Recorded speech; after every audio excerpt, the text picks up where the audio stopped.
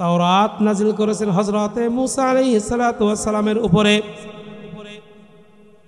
জাবুর কিতাব নাজিল করেছেন হযরতে দাউদ আলাইহিস সালাতু ওয়াস সালামের উপরে, ইনজিল শরীফ নাজিল করেছেন হযরতে ঈসা আলাইহিস সালাতু ওয়াস সালামের উপরে।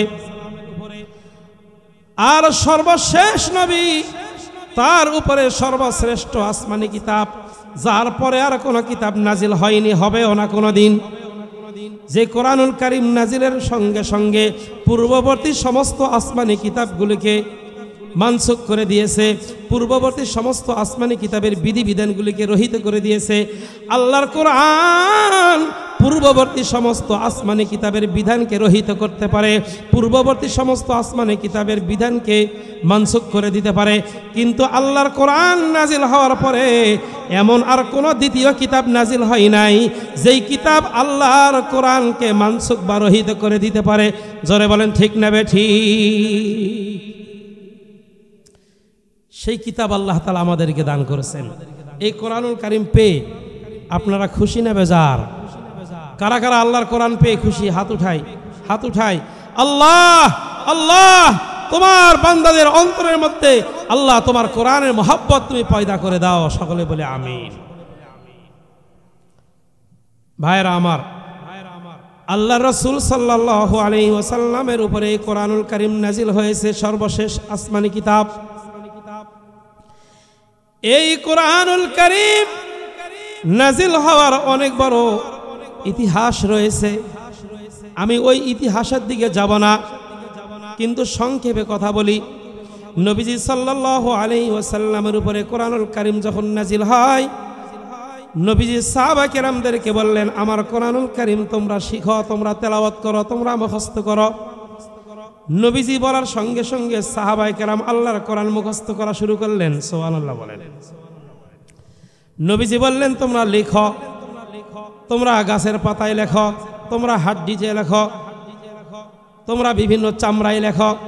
ভাইয়েরা আমার, বন্ধুরা আমার, নবীজির জামানায় কোরআনুল কারীম যেইভাবে সংরক্ষণ করা হয়েছিল, চামড়ার উপরে, পাথরের উপরে, বিভিন্ন গাছের ছালে, ওই কপিগুলো, ওই অংশগুলো এখনো পর্যন্ত মদিনার মিউজিয়ামের মধ্যে 5 নম্বর গলি দিয়ে জাদুঘরের মধ্যে ঢুকলে ওখানে আপনারা দেখতে পাবেন নবীজির জামানায়, নবীজি সাল্লাল্লাহু আলাইহি ওয়াসাল্লামের জামানায় যেইভাবে কোরআনুল কারীমকে সংরক্ষণ করা হয়েছিল, ওই কপিগুলো এখনো ওইভাবে সংরক্ষিত রয়েছে। জোরে বলি সুবহানাল্লাহ।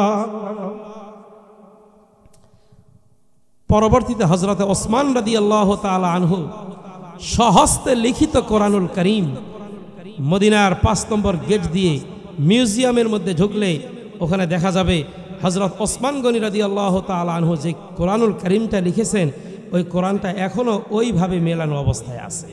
সুবহানাল্লাহ বলেন। ভাইয়েরা আমার, হযরতে সাহাবায়ে কেরাম নিজের জীবনের সর্বান্তক চেষ্টা করে আল্লাহর কোরআনকে তারা জমা করেছেন। বলেন সুবহানাল্লাহ।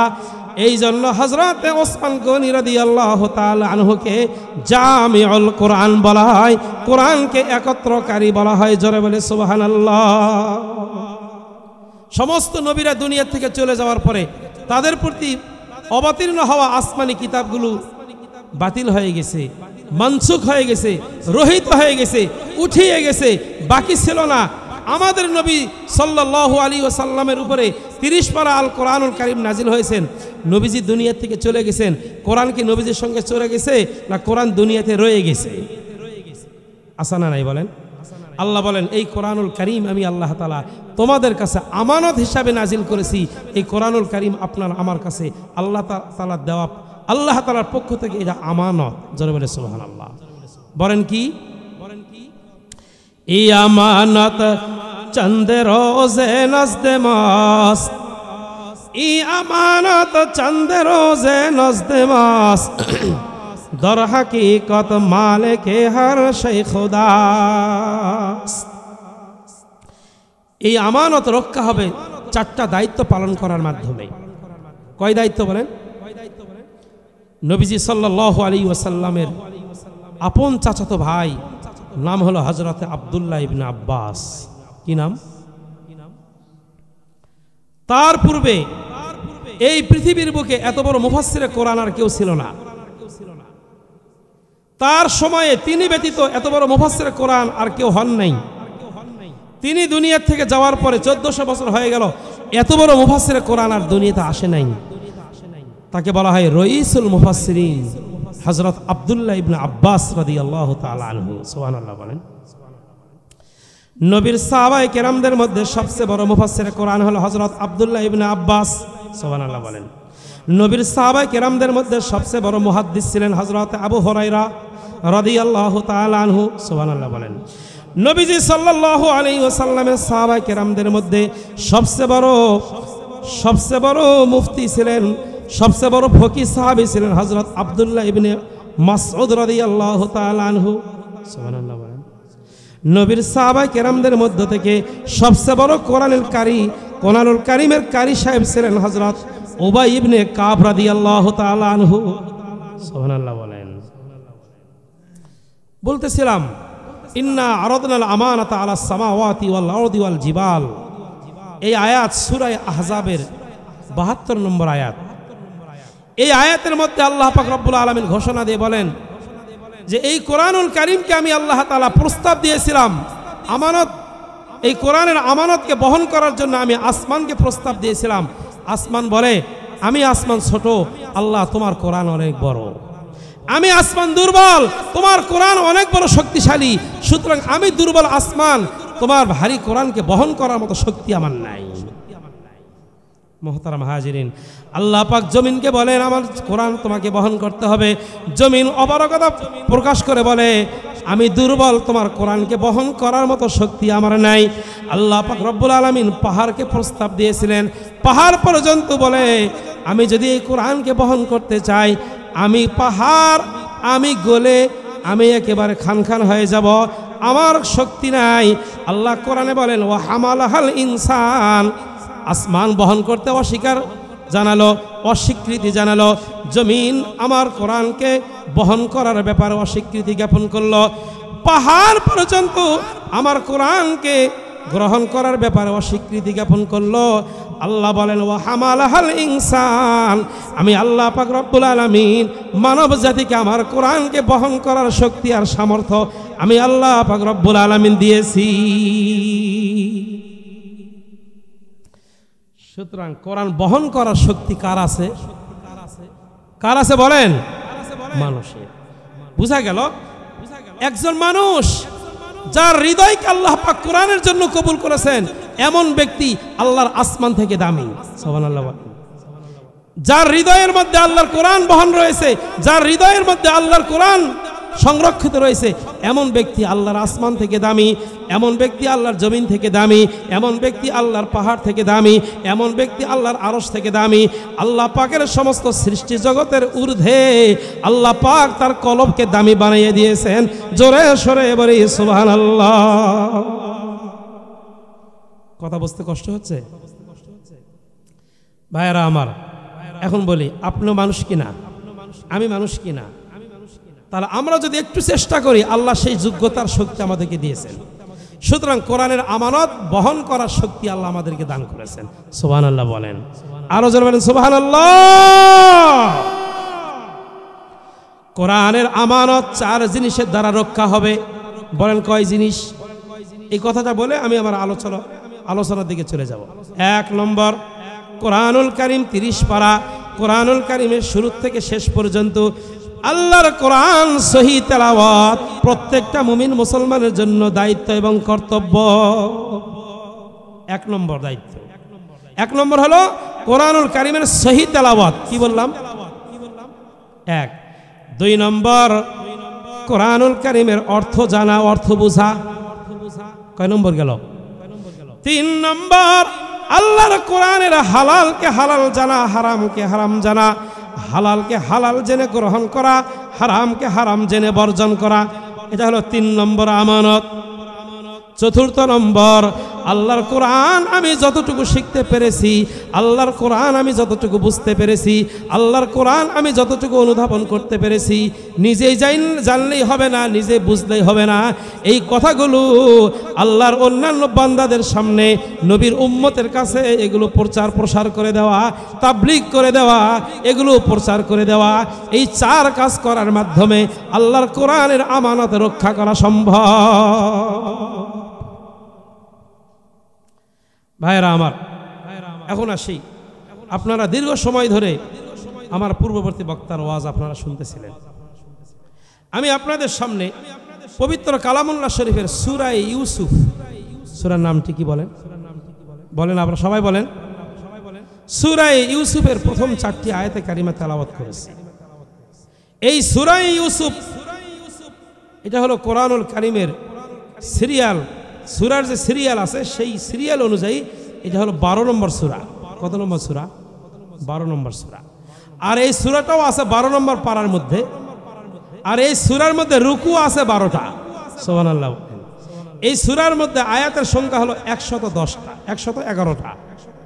তো মুহতারাম হাজিরিন, আপনারা আজকের মাহফিলে এসেছেন। এই মাহফিল থেকে একজন ব্যক্তি মাহফিলে এসে মাহফিল থেকে কিছু শুনে উনি যেন যাইতে পারে, উনি যেন কিছু বুঝে যাইতে পারে যে আজকের মাহফিলের প্রধান বক্তার জবান দিয়ে আমি এই বিষয়ে আলোচনা শুনেছি। এরকম মন চায় না আপনাদের? একটা কথা কিছু শুনে বুঝে এখান থেকে যাবেন না, না বুঝে যাবেন? বলেন। আপনারা কিছু শুনে বুঝে এখান থেকে কিছু এলেম নিয়ে যাইতে পারেন, সেই আলোকে আমি আপনাদের সামনে পবিত্র আল্লাহর কোরআনের কারিমের সূরা ইউসুফের প্রথম 4টি আয়াতে কারিমা তেলাওয়াত করেছি। সূরা ইউসুফের আলোকে আমি আজকে আপনাদের সামনে তাফসীরুল কোরআন পেশ করব। আপনারা শুনতে রাজি আছেন? কে কে রাজি আছেন? হাত উঠান। আল্লাহ তুমি আমাদের সবাইকে কবুল করেন, সকলে বলে আমিন। আমি মনে করলাম গ্রামগঞ্জের মানুষ কোরআনের কারিমের তাফসীর শোনার সৌভাগ্য হয় না। কি বলেন, ঠিক না ঠিক? আমার ধারণা ভুলও হইতে পারে। তো এই জন্য আমি তাদেরকে আল্লাহর কোরআন থেকে কিছু কথা শোনাইয়ে দিব। এই জন্য আমি অন্যান্য বিষয়ের আলোচনার দিকে না গিয়ে আমি সূরা ইউসুফের প্রথম থেকে তেলাওয়াত করেছি। আপনারা যদি মনোযোগের সাথে কথাগুলো শুনেন, উঠাউঠি না করেন, সূরা ইউসুফকে কোরআনুল কারীমের মধ্যে আহসানুল কসাস বলা হয়েছে। সুবহানাল্লাহ বলেন। কোরআনুল কারীমের মধ্যে 1000টা ওয়াকিয়া ঘটনা আছে। কতগুলো আছে? একটা না, দুইটা না, 1000 আয়াতের মধ্যে আল্লাহ তাআলা কোরআনুল কারীমের বিভিন্ন ঘটনা বর্ণনা করেছেন। তার মধ্যে সূরা ইউসুফকে আল্লাহ পাক নিজেই বলেছেন, যতগুলি ঘটনা আমি আল্লাহ তাআলা বর্ণনা করেছি, সবচেয়ে সুন্দরতম শ্রেষ্ঠতম কাহিনী বা ঘটনা হলো সূরা ইউসুফের ঘটনা। আহসানুল কসাস বলা হয়। সুবহানাল্লাহ বলেন। আমি আপনাদেরকে বলি শোনেন, কোরআনুল কারীমের এক বিবরণ মতে আয়াতের সংখ্যা 6666টা আয়াত। সুবহানাল্লাহ বলেন। কয়টা? আমি মিলাইয়ে দেই, একটু শোনেন। আল্লাহ পাক রব্বুল আলামিন হুকুম করেছেন নামাজ পড়ো, রোজা রাখো। আল্লাহ পাক রব্বুল আলামিন হুকুম করেছেন কোরআন তেলাওয়াত করো। আল্লাহ পাক রব্বুল আলামিন হুকুম করেছেন জিহাদ করো। আল্লাহ হুকুম করেছেন তাবলীগ করো। আল্লাহ হুকুম করেছেন জিকির করো। আল্লাহ হুকুম করেছেন তাজকিয়া নফস করো। এই যে হুকুম আল্লাহ পাক করেছেন, এগুলো আয়াতের সংখ্যা হলো 1000। কত? আল্লাহ তাআলা আমাদেরকে নিষেধ করেছেন মিথ্যা কথা বলো না।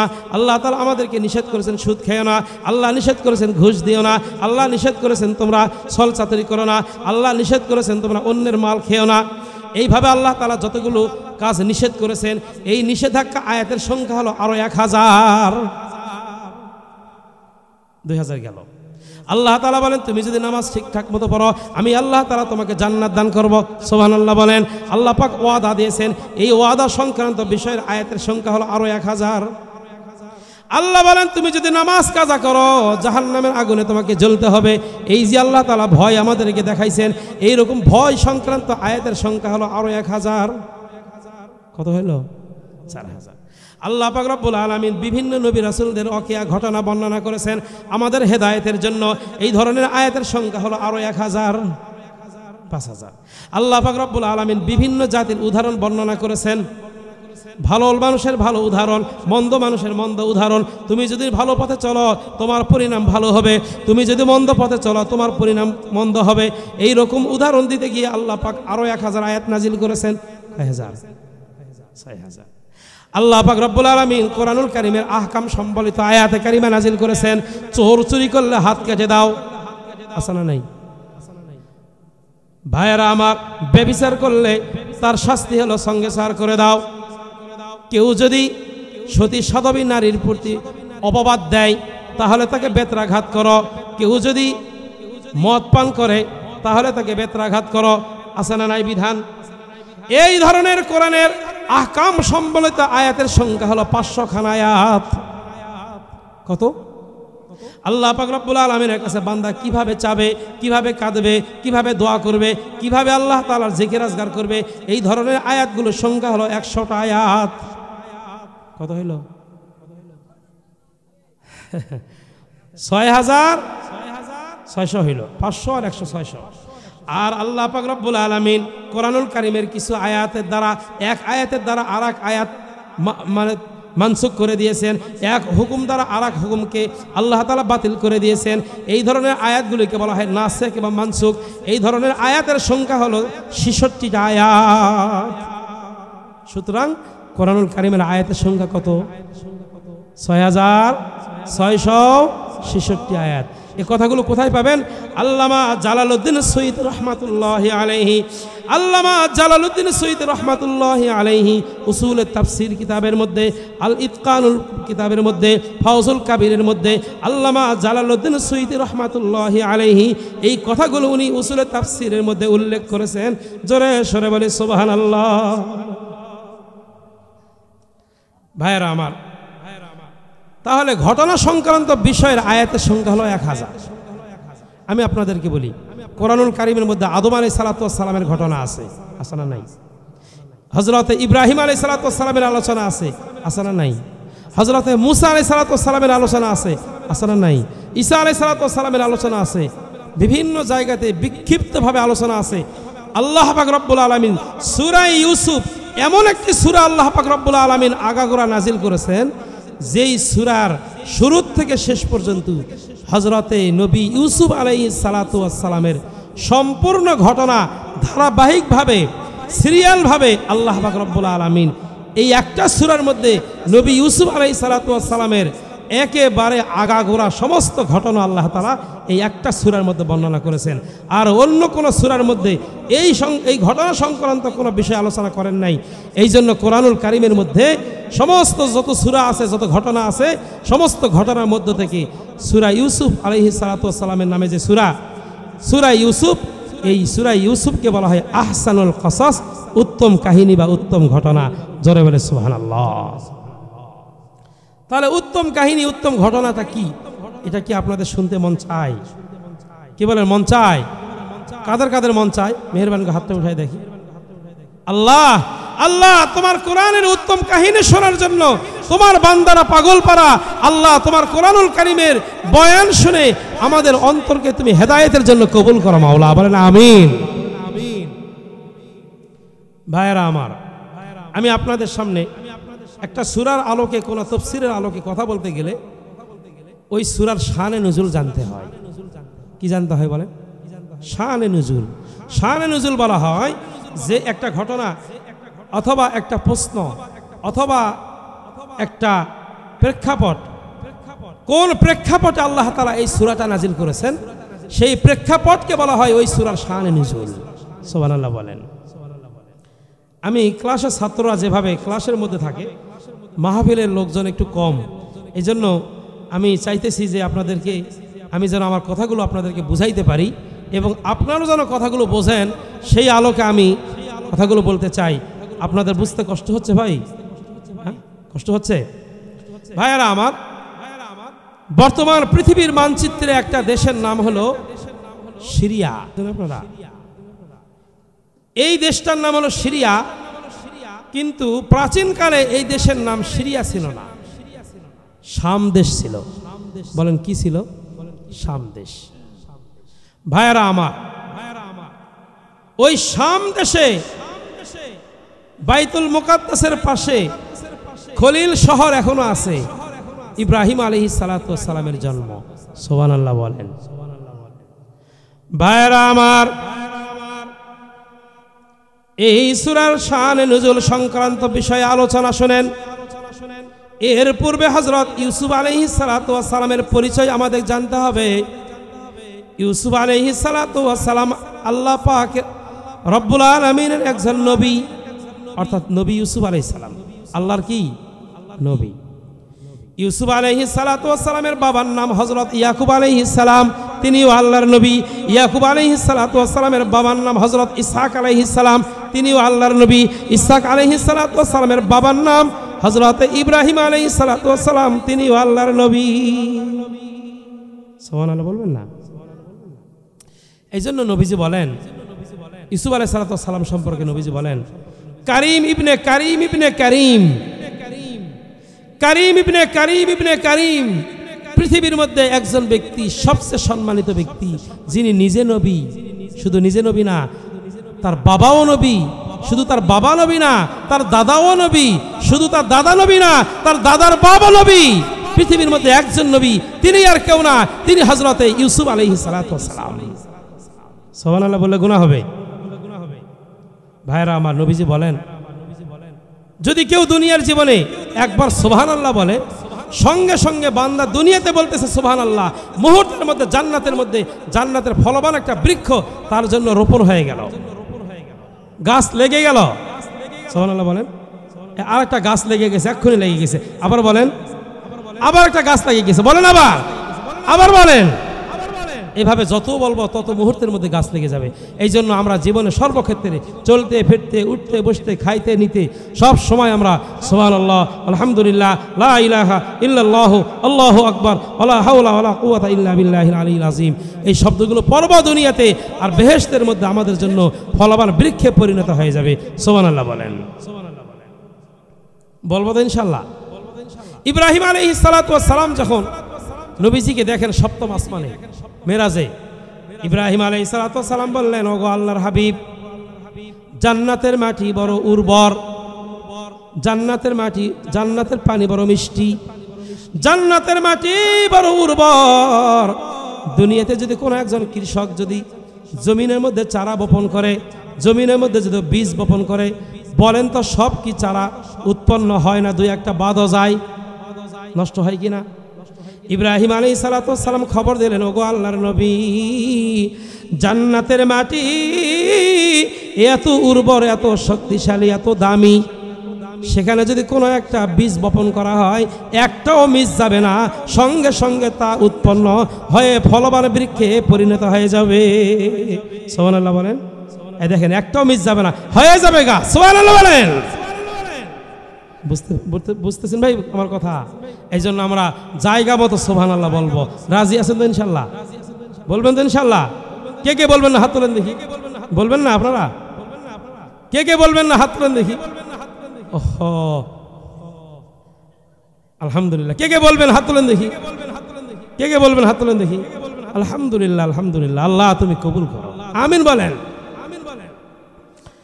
ভাইরা আমার, এই সুবহানাল্লাহ, আলহামদুলিল্লাহ, এই কথাগুলো যদি বলতে চাই অনেক লম্বা হবে, বলার সময় নাই। বলবেন, অনেক ফায়দা পাবেন। আল্লাহ পাক রব্বুল আলামিন হযরতে নবী ইউসুফ আলাইহিস সালাতু ওয়াস সালামের বাড়ি হলো সিরিয়ার কেনান শহরে। কোথায়?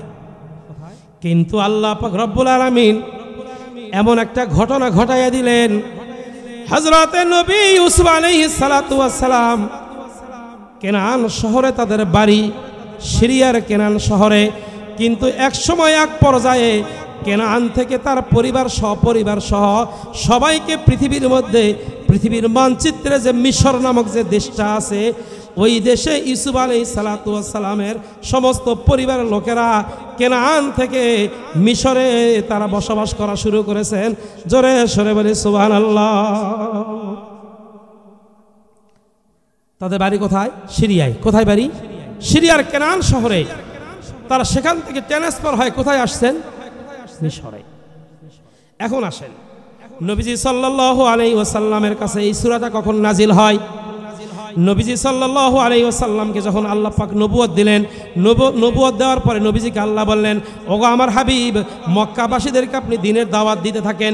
নবীজি সাল্লাল্লাহু আলাইহি ওয়াসাল্লাম বলেন, ইয়া আইয়ুহান নাস কুলু লা ইলাহা ইল্লাল্লাহ লা ইলাহা ইল্লাল্লাহ তুফলিহুন।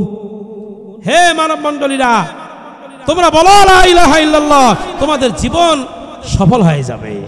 সুবহানাল্লাহ বলেন। মক্কাবাসীরা তো মানতে চায় না, নবীজিও দাওয়াত দেওয়া ছাড়েন না, মক্কাবাসীরাও মানে না, নবীজিও ছাড়েন না, মক্কাবাসীরাও মানে না, তারাও ছাড়ে না। মানে না কেন? তারা হলো মূর্তি পূজারী। কি পূজারী? নবীজি বলেন, মূর্তিকে ছাড়ো, আল্লাহর কালিমাকে ধরো, আল্লাহর তাওহীদকে ধরো। এখন কয় মক্কাবাসীরা যে এই লোকের, তার কথা তো আমরা মানতে রাজি না, কিন্তু তিনিও তো ছাড়েন না, তাহলে উনি হক না বাতিল, তিনি সত্য নবী না মিথ্যা নবী আমরা তো বুঝি না। কারণ মক্কার লোকেরা হলো মূর্তি পূজারী, আনপর মূর্খ। সারা পৃথিবীর মধ্যে সবচেয়ে বড় জঙ্গল, সারা পৃথিবীর মধ্যে সবচেয়ে বড় মূর্খ, সারা পৃথিবীর মধ্যে সবচেয়ে বড় জাহেল মক্কার লোকেরা। এদের কোনো জ্ঞান নাই, অক্ষর জ্ঞান নেই। এরকম চিন্তা করলো যে মদিনার লোকেরা বড় শিক্ষিত লোক, তাহলে আমরা দুইজন লোককে প্রেরণ করি মদিনার, পাঠাই যে এই লোক সম্পর্কে আমাদেরকে তারা তথ্য দিবে যে ইনি যে দাবিটা করতেছেন সত্য নবী বলে, আমরা তো বুঝি না যে ইনি সত্য না মিথ্যা, মদিনার লোকেরা কি বলে সেটা আমরা দেখি। তখন মক্কা থেকে দুইজন ব্যক্তিকে প্রেরণ করলো। একজনের নাম হচ্ছে উকবা ইবনে আবি মুঈত, নজর ইবনে হারেস, নাম দুটো মনে রাখবেন।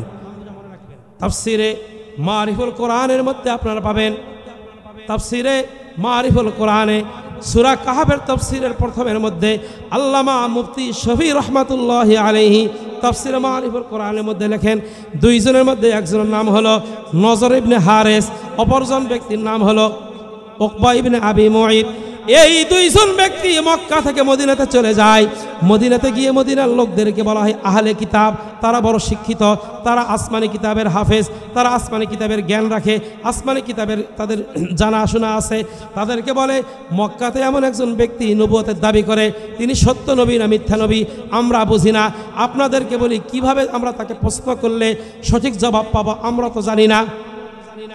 তারা এখন শিখাইয়া দিল এই দুই লোককে যে তোমরা ওই ব্যক্তিকে, অনেকগুলো অন্য বর্ণনার মতে 3টা প্রশ্ন কথা আছে, এখানে যেটা আমি বলতে চাই সেটা হলো তারা শিখাইয়া দিল যে নবী ইউসুফ আলাইহিস সালাতু ওয়াস সালাম সম্পর্কে। সেটা হলো যে ইউসুফ নবীর জন্ম, ইউসুফ নবীর পূর্বপুরুষ হযরত ইব্রাহিম আলাইহিস সালাতু ওয়াস সালাম, তার সন্তান ইসহাক আলাইহিস সালাতু ওয়াস সালাম নবী, ইসহাক আলাইহিস সালাতু ওয়াস সালামের সন্তান ইয়াকুব, ইয়াকুব পয়গম্বরের সন্তান হযরত ইউসুফ আলাইহিস সালাতু ওয়াস সালাম। কিন্তু তারা তো কেনানের বাসিন্দা ছিল, এরা ও কেনান থেকে, সিরিয়ার কেনান থেকে মিশরে কিভাবে চলে গেল এইটা আসমানি কিতাবের মধ্যে লেখা আছে, তাওরাতের মধ্যে লেখা আছে, ইনজিলের মধ্যে লেখা আছে, পূর্ববর্তী আসমানি কিতাবের মধ্যে লেখা আছে। নবীদের জানা ছিল তিনি যদি সত্যি নবী হয়ে থাকে তাহলে আল্লাহ তাআলা তাকেও জানাইছেন। সুবহানাল্লাহ বলেন। এই ঘটনা তাদের কাছ থেকে জানতে চাবা, উনি যদি এই প্রশ্নের সঠিক জবাব দিতে পারে তাহলে তোমরা জেনে নিবা উনি হচ্ছেন নবী আখিরুজ জামান, উনি হচ্ছেন সর্বশেষ নবী। তাহলে তোমরা তার কথা বিশ্বাস করবা, ঈমান আনবা, তাহলে তোমাদের জীবন সফল হয়ে যাবে। সুবহানাল্লাহ বলেন।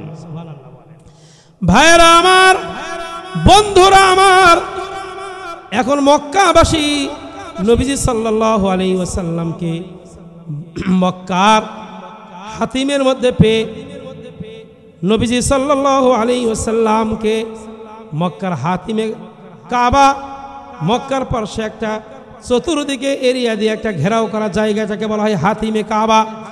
নবীজি সাল্লাল্লাহু আলাইহি ওয়াসাল্লামকে যখন এই প্রশ্ন করা হলো যে মিশরবাসীরা কিভাবে, কেনানবাসীরা কিভাবে মিশরে চলে এসেছিল, এই প্রশ্নটা আমরা আপনাকে করেছি, আপনি যদি এর জবাব দিতে পারেন তাহলে আমরা আপনাকে সত্য নবী বলে বিশ্বাস করব।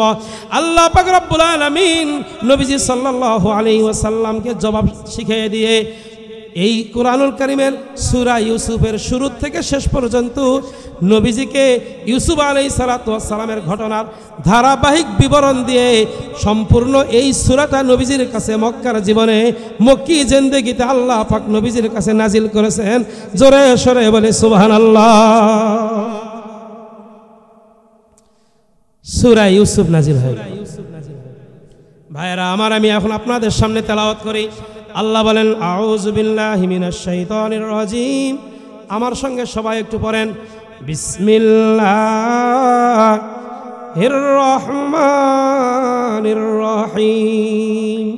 আবার একটু বলেন তো, বিসমিল্লাহ বলেন তো, আপনারা বলেন দেখি, দেখি পারেন কিনা, বলেন দেখি। বিসমিল্লাহির রহমানির রহিম। কি পাইছেন বিসমিল্লাহ বলে? কিছু পাওয়া যাবে কি না বলেন? ভাইরা আমার, আল্লাহর কোরআন পড়লে আল্লাহ পাক কি দিবেন আমাদেরকে এইটা জানা দরকার।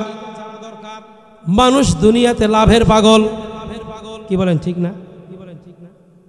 দেখেন, জমিনের মধ্যে একটা ফসল দিয়েছেন, ওই ফসলের দাম কম, আর একটা ফসলের দাম বেশি। তাহলে যেই ফসলের দাম বেশি, পরবর্তীতে আপনি ওইটা লাগাবেন না যেটার দাম কম সেইটা লাগাবেন। একজন লোক চাকরি করে, ছোট চাকরি, চাকরি করতে করতে তার চেয়ে আরো বেশি দামি, বেশি মানের, বেশি বেতনের একটা চাকরি মিলে গেছে। ছোট চাকরি করবে না, বড় চাকরির দিকে দৌড়াবে। বোঝেননি মনে হয়? ভাইয়েরা আমার, এই কথাগুলো এই জন্য বলতেছি, দুনিয়ার মানুষ লাভের পাগল। বলুন কিসের পাগল? দুনিয়ার মানুষ লাভের পাগল, দুনিয়ার লাভের পাগল। ঠিক তেমনি ভাবে একজন মানুষ যখন আখিরাতের লাভের পাগল হবে, জিন্দেগিতে সে কোনোদিন আল্লাহর কোরআন তেলাওয়াত করা ছাড়বে না। আল্লাহর কোরআন পড়লেই সে তার আখিরাতের লাভ হবে। এই জন্যে সে কোনোদিন আল্লাহর কোরআন তেলাওয়াত ছাড়বে না। ঠিক না বে ঠিক? হাদিসের মধ্যে এসেছে, যে ব্যক্তি একবার বিসমিল্লাহির রহমানির রহিম পাঠ করবে, আল্লাহ পাক রব্বুল আলামিনের সঙ্গে সঙ্গে তার জীবনে আল্লাহ তাআলা তাকে 10,000 নেকি দান করবেন। সুবহানাল্লাহ। আর আসতে বলেন, একবার সুবহানাল্লাহ, একবার বিসমিল্লাহ বললে কতগুলো নেকি? 10,000। শুধু তাই না, সঙ্গে সঙ্গে তার জীবন থেকে 10,000 গুনাহকে আল্লাহ মুছে ফেলবেন। সুবহানাল্লাহ বললে গুনাহ হবে। শুধু তাই না, আরো 10,000 মর্যাদা আল্লাহ পাক রব্বুল আলামিন আখিরাতে বৃদ্ধি করে দিবেন। সুবহানাল্লাহ বলেন। শুধু তাই না, কোন আল্লাহর বান্দা যদি সকাল সন্ধ্যার সময়ের মধ্যে কোন সময় যদি বেশি না 19 বার করে যদি দৈনন্দিন বিসমিল্লাহির রহমানির রহিম পাঠ করে, কতবার? কয়বার? 19 বার পাঠ করলে জাহান্নামের 19 জন ফেরেশতা আছে, যেই 19 জন ফেরেশতারা মানুষকে আযাব দিবে, যেই 19 জন ফেরেশতা জাহান্নামের নিয়োগ প্রাপ্ত হয়েছে, আল্লাহ পাক রব্বুল আলামিন ওই 19 জন জাহান্নামের আযাবের ফেরেশতা থেকে আল্লাহ তাকে মুক্ত করে জান্নাত দান করবেন। জোরে সরে বলে সুবহানাল্লাহ।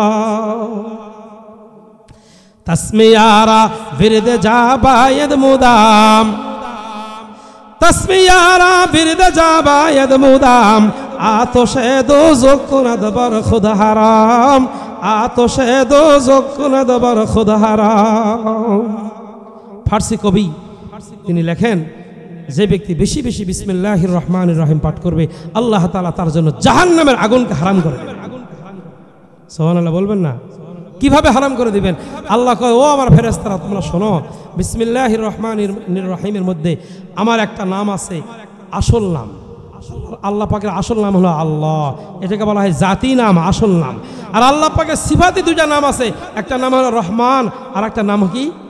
রহিম। রহমান আর রহিম নামের অর্থ কি বলেন না কেন? দয়ালু। দয়ালু আল্লাহ, দয়ালু আল্লাহ। এখানে আবার ব্যাখ্যা আছে, রহমান আর রহিম। রহিমের থেকে রহমানের মধ্যে অর্থ বেশি, যেহেতু রহমান মানেও দয়া, রহিম মানেও দয়া। আপনি দেখবেন রহিম থেকে রহমানের মধ্যে একটা হরফ বেশি আছে। আর কায়দা হলো কাসরাতুল মাবানি তাদুল্লু আলা কাসরাতিল মাআনি। একই শব্দের যদি দুইটা শব্দ হয়, একই অর্থে দুইটা শব্দ হলে যেই শব্দের অক্ষর বেশি হবে সেটার অর্থ বেশি হবে। ডিকশনারির মধ্যে আপনারা দেখবেন, আল কামুস ডিকশনারির মধ্যে। ভাইয়েরা আমার, হাসরের ময়দানে আল্লাহ পাক রব্বুল আলামিন ফেরেশতাদেরকে ডাক দিয়ে বলবেন, ও ফেরেশতারা, আমার বান্দা আমাকে আল্লাহ বলে, আমার বান্দা আমাকে রহমান বলে জিকির করে, আমার বান্দা আমাকে রহিম বলে, আমাকে রহমান আর রহিম বলে দৈনন্দিন আমাকে জিকির করেছে, আমাকে স্মরণ করেছে, বিসমিল্লাহির রহমানির রহিম পাঠ করেছে। আমি নাকি দয়ালু, আমি নাকি বড় দয়ালু। তাহলে ওই বান্দাকে আমি কিভাবে আমার জাহান্নামের আগুনে জ্বালাইতে পারি? ঠিক না বেঠিক? ও আমার ফেরেশতারা, তোমরা সাক্ষী থাকো, আমার রহমান এবং রহিম নামের দয়ালু নামের ওসিলায় তোমরা সাক্ষী থাকো, ওই সকল বান্দাদের জীবনের সকল গুনাহ মাফ করে আমি আল্লাহ তাআলা তাদেরকে জান্নাতবাসী করব। বিসমিল্লাহির রহমানির রহিম নামের বরকত। সুবহানাল্লাহ বলেন। ভাইরা আমার, বন্ধুরা আমার, আলিফ লাম রা, এটা হলো সূরা ইউসুফের প্রথম আয়াতের অংশ। অনেকেই বলে আল্লাহর কোরআন যদি কেউ বুঝে তেলাওয়াত না করে বলে তার কোনো সওয়াব হবে না। এটা কথা নাকি? এটা কথার মতো কথা নয়, এটা ফালতু কথা, অহেতুক কথা। নবীজি বলেন, মান করা হারফান ফালাহু হাসানা ওয়াল হাসানাতু বিআশরি আমসালিহা।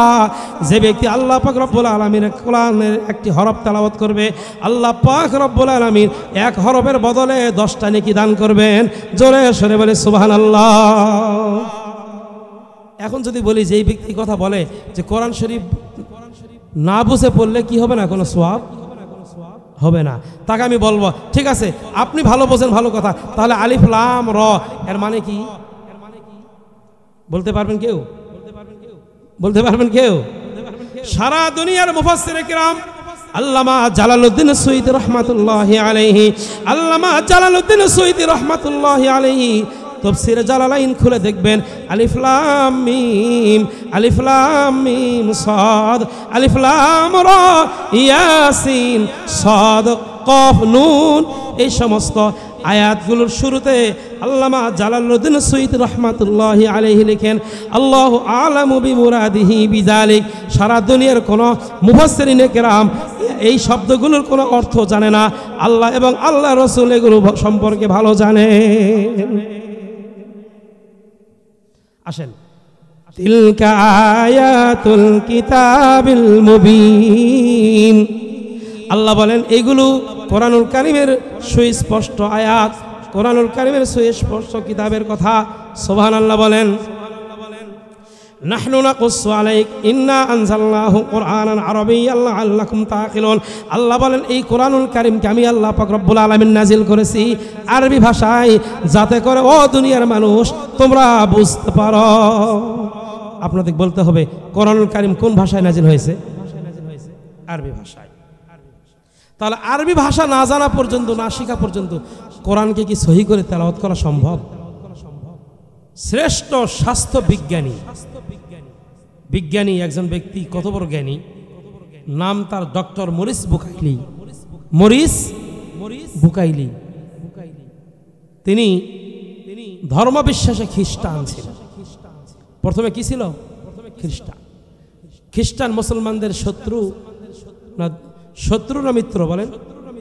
শত্রু।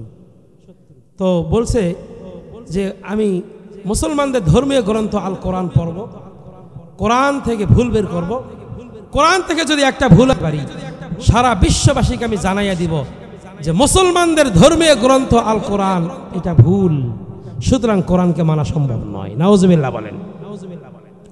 এই অসৎ উদ্দেশ্যকে সামনে নিয়ে উনি কোরআন শেখা শুরু করেছেন। তবে একটি কথা, উনি যখন জানতে পারলেন যে আরবি ভাষা শিখা না পর্যন্ত আল্লাহর কোরআন সহি করে শিখাও সম্ভব না, অর্থ বোঝাও সম্ভব না, কিছুই সম্ভব না, সুতরাং তিনি কি করলেন? সৌদি সরকারের সহযোগিতায় তিনি আগে আরবি ভাষা শিখলেন। সুবহানাল্লাহ বলেন। আরবি গ্রামার জানলেন, লোগাত জানলেন, নাহু জানলেন, সরব জানলেন, বালাগত জানলেন, ফাসাহাত জানলেন, সাবাবে নুজুল জানলেন, ইলমে ফিকহ জানলেন, উসুলে ফিকহ জানলেন, উসুলে হাদিস জানলেন, হাদিসের কিতাব জানলেন, উসুলে তাফসির জানলেন, তাফসিরুল কিতাব জানলেন। কোরআনুল কারীম বোঝার জন্য 15টা বিষয়ের ইলম থাকা জরুরি। সুবহানাল্লাহ বলবেন না? শিখলেন। শিখার পরে সংক্ষিপ্তভাবে বলি, উনি এখন কোরআনুল কারীমের শুরু থেকে শেষ পর্যন্ত তেলাওয়াত করলেন, শুরু থেকে শেষ পর্যন্ত অর্থ জানলেন।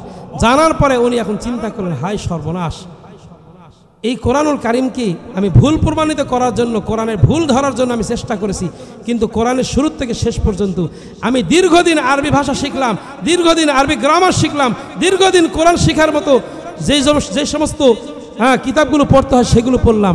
আমি তো এখন কোরআন শিখে দেখলাম কোরআনের শুরু থেকে শেষ পর্যন্ত আগাগোড়া সম্পূর্ণ নির্ভুল একটি কিতাব। সুবহানাল্লাহ বলেন।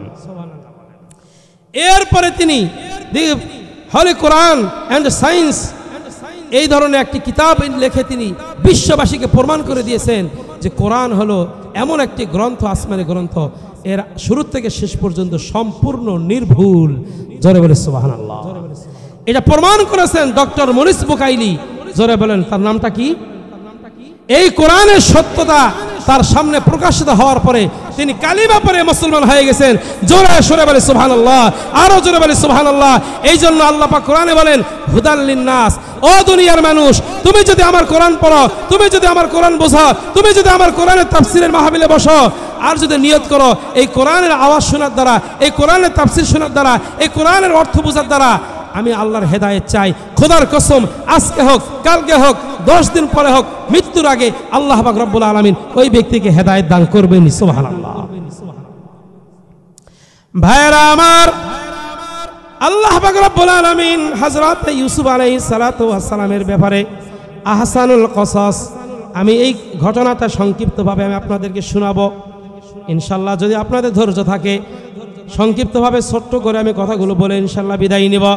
ভাইরা আমার, হযরত ইউসুফ আলাইহিস সালাতু ওয়াস সালামের বাবার নাম হলো নবী হযরত ইয়াকুব আলাইহিস সালাম। কি নাম?